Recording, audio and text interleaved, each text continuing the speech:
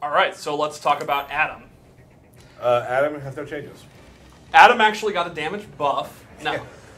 With Adam, I actually think we really like the way he plays. He's really great at what he does. The only real issue was he just hit a little bit too hard. He was meant to be high damaging, and he's very high damaging. So I think his inherent weaknesses, like his poor wake up and forward one being a high, those weren't as easy to exploit because he hit so hard that the risk reward kind of skewed the scenario. So we looked at his damage.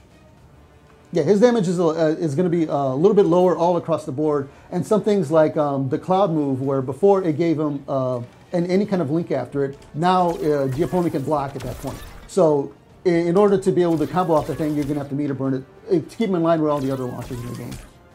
So he's not only is he going to do a little bit less damage, he actually has to use more resources. Yeah, it won't be as easy to convert sort of like any hit into damage like you could before. But if you want to spend bar, you can go into the meter burn cloud and go into dive kick. And I would say his damage normalization, while he still does good damage, this is a little bit more significant than like we talked about with Flash. So let's show one. What do you think?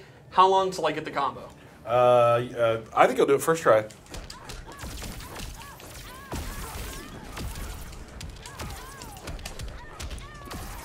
Yeah, so something where you spend a lot of resources there, you spend your gimmick meter and bar, and it does significantly less damage than before. He still hits very, very hard. Yeah, like 40% is nothing to sneeze at. Yeah, he's in the Superman, Wonder Woman to hard hitter range. Just a matter of it's now more in line with the rest of the characters as opposed to being up there by himself alone.